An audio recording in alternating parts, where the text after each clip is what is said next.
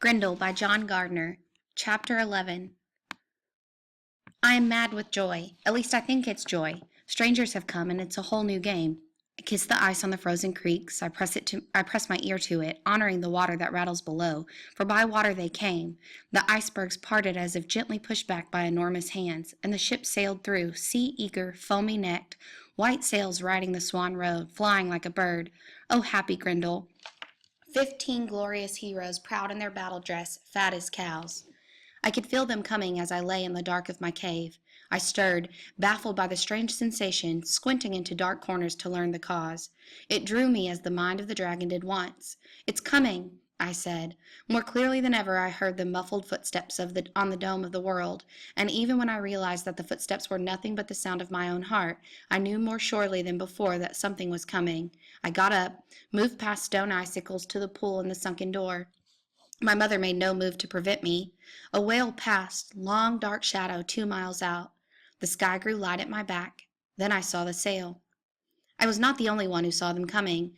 A lone Danish coast guard stood bundled in furs, his horse beside him, and he shaded his eyes against the glint of the icebergs beyond the sail and watched the strangers come in swiftly toward land. And then, quick as wolves, but mechanical, terrible, the strangers leaped down, and with stiff ice-crusted ropes as gray as the sea, the sky, the stones, they moored their craft. The coast guard mounted, snatched up his spear, and rode loudly down to meet them. His horse's hooves shot sparks. I laughed. If they were here for war, the coast guard was a goner. "What are ye, bearers of armor, dressed in mail coats, that have thus come riding your tall ship over the sea road, winter-cold ocean, here to Daneland?" Thus spake the coast guard. Wind took his words and sent them tumbling. I bent double, soundlessly laughing till I thought I'd split. They were like trees, these strangers. Their leader was as big as a mountain, moving with his force toward the guard. Nevertheless, the Dane shook his spear. "Attaboy," I whisper. I shadow box. "If they come at you, bite 'em in the leg." He scolded and fumed and demanded their lineage. They listened with folded arms. At last the Coast Guard's voice gave out, and the leader answered. His voice, though powerful, was mild. Voice of a dead thing, calm as dry sticks and ice when the wind blows over them. He had a strange face that, little by little, grew unsettling to me. It was a face, or so it seemed for an instant, from a dream I'd almost forgotten. The eyes slanted downward, never blinking, unfeeling as a snake's. He had no more beard than a fish. He smiled as he spoke, but it was as if the gentle voice, the childlike yet faintly ironic smile, were holding something back, some magician power that could blast stone cliffs to ashes as lightning blasts trees. "We're Yeats," he said, "the hearth companions of King Hygelac. You've heard of my father, a famous old man named Ecgtheow," he said. "We've come as friends for a visit with your lord King Hrothgar, protector of the people. Be so kind as to give us some advice, old man. We've come on a fairly important errand." The hint of irony in the smile grew darker, and he looked now not at the Coast Guard but at the Coast Guard's horse. "A certain thing can't very well be kept hidden, I think. You'll know if it's true, as we heard back home, that I don't know what kind of enemy stalks your hall at night, kills men, so they say, and for some reason scorns your warriors. If it's so—" He paused, his eyebrows cocked, and glanced at the Coast Guard and smiled. "I've come to give Hrothgar advice." You could see pretty well what advice he'd give. His chest was as wide as an oven. His arms were like beams. "Come ahead," I whisper. "Make your play. Do your worst." But I was less sure of myself than I pretended. He was dangerous, and yet I was excited, suddenly alive. Then the Coast Guard turned his horse and led them up to the mead hall. I did not follow. I stayed in the ruin, prowling where long dead giants prowled, my heart aching to know what the strangers were doing now up at the mead hall. But it was daylight. I'd be a fool to go up and see. I couldn't tell back in my cave whether I was afraid of them or not. Who knows what all this means? I tried to think whether or not I was afraid of the stranger, and the thought made no sense. I have sometimes watched men do mysterious things. Afraid or not, I would go to the mead hall, I knew. I toyed, of course, with the ridiculous theory that I'd stay where I was safe, like a sensible beast. "Am I not free as a bird?" I whispered. Leering, maniacal.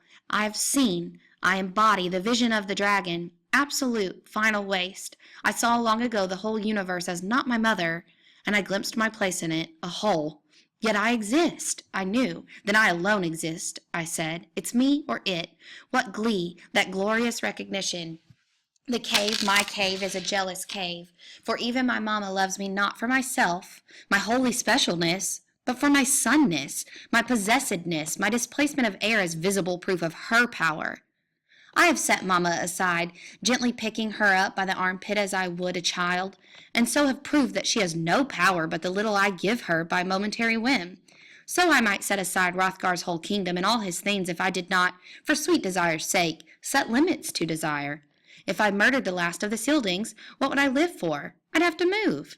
So now, for once unsure of victory, I might set limits to desire, go to sleep, put off further raids till the Yeats go home. For the world is divided, experience teaches, into two parts, things to be murdered and things that would hinder the murder of things. And the Yeats might reasonably be defined either way. So I whispered, wading through drifts waist high, inexorably on my way to Hrothgar's mead hall. Darkness lay over the world like a coffin lid. I hurried. It would be a shame to miss the boasting. I came to the hall, bent down at my chink, and peered in. It was a scene to warm the cockles of your heart. The Danes were not pleased, to say the least, that the Yeats had come to save them. Honor is very big with them. They'd rather be eaten alive than be bailed out by strangers. For old time's sake, I would have to kill the stranger, and for the honor of Hrothgar's thanes. The Dane sat sulking. I covered my mouth to keep from cackling.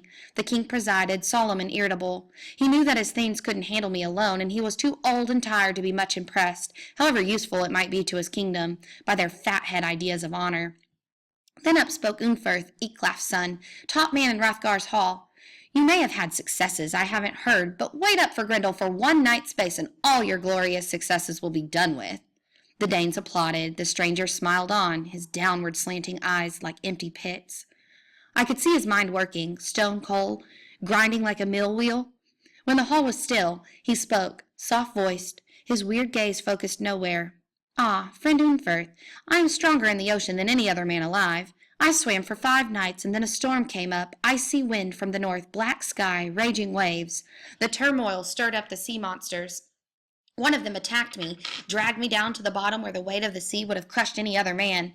But it was granted to me that I might kill him with my sword, which same I did. Then others attacked. They pressed me hard. I killed them. 9 other water knickers, robbed them of the feast they expected at the bottom of the sea. In the morning, sword ripped, they lay belly up near the shore. Now the Danes weren't laughing. The stranger said it all so calmly, so softly, that it was impossible to laugh.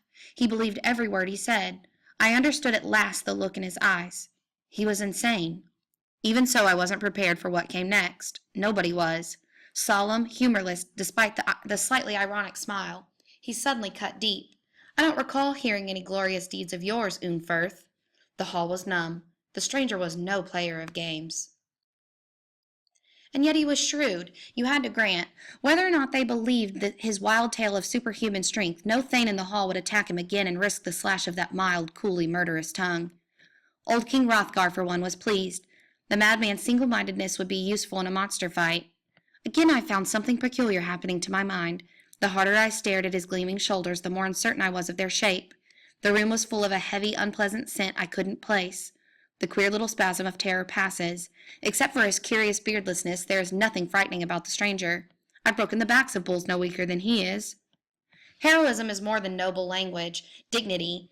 Inner heroism, that's the trick. Glorious carbuncle of the soul. Except in the life of the hero, the whole world's meaningless. Hrothgar told the hall that the stranger was like a son to him. You already have more sons than you need, the queen laughed lightly. Hrothgar laughed too, though he didn't seem to get it.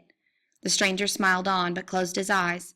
He knew a doomed house when he saw it, I had a feeling, but for one reason or another he kept his peace. I grew more and more afraid of him, and at the same time, who can explain it, more and more eager for the hour of our meeting. The stranger waits on, as patient as a grave mound. I too wait, whispering mad like him. We wait. The king retires and his people leave. The Yeats build up the fire, prepare to sleep, and now, silence, darkness, it is time. Chapter 12.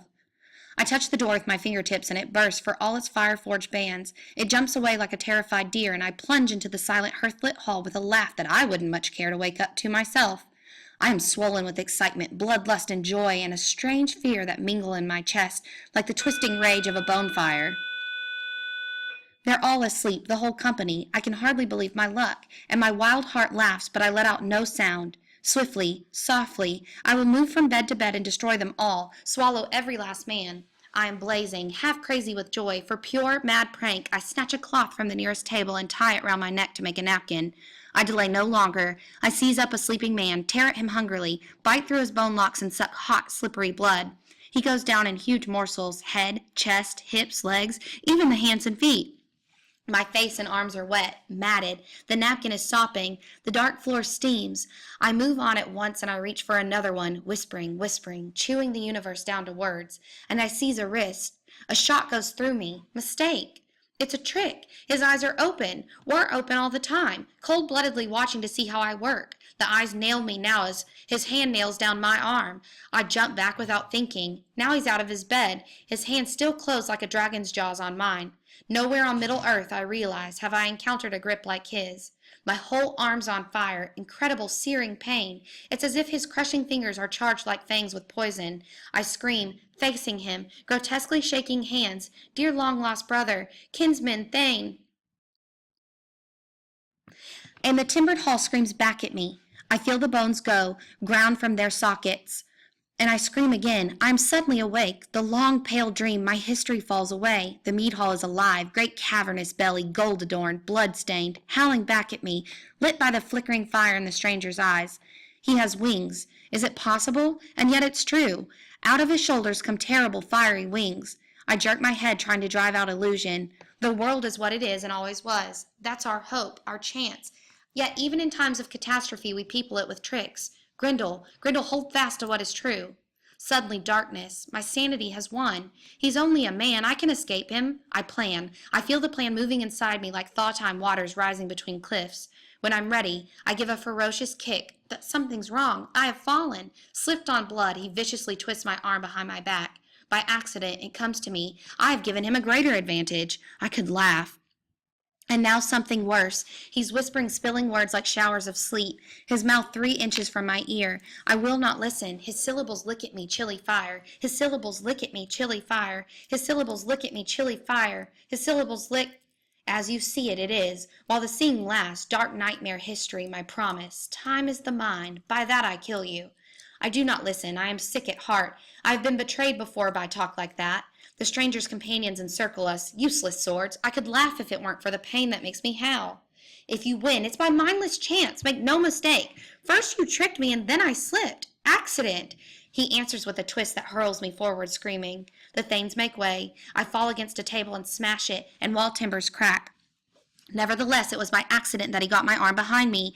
He penetrated no mysteries. He was lucky. If I'd known he was awake, if I'd known there was blood on the floor when I gave him that kick, I stare down, amazed. He has torn off my arm at the shoulder. Blood pours down where the limb was. I cry. I bawl like a baby. He stretches his blinding white wings and breathes out fire. I run for the door and through it. I move like wind. I stumble and fall, get up again. I'll die, I howl. Mama, Mama, I'm dying. But her love is history. It was an accident, I bellow back. I will cling to what is true. Blind, mindless, mechanical, mere logic of chance. I am weak from loss of blood. No one follows me now. I stumble again, and with my one weak arm I cling to the huge twisted roots of an oak. I look down past stars to a terrifying darkness. Standing baffled, quaking with fear, 3 feet from the edge of a nightmare cliff, I find myself incredibly moving toward it. I look down into the bottomless blackness, feeling the dark power moving in me like an ocean current, some monster inside me, deep-sea wonder, dread night monarch astir in his cave, moving me slowly to my voluntary tumble into death. Again, sight clears. I am sick with blood. I discover I no longer feel pain. Animals gather around me, enemies of old, to watch me die. I give them what I hope will appear a sheepish smile. My heart booms terror. Will the last of my life slide out if I let out breath? They watch with mindless, indifferent eyes as calm as midnight black as the chasm below me. Is it joy I feel? They watch on, evil, incredibly stupid, enjoying my destruction. Poor Grendel's had an accident, I whisper. So may you all.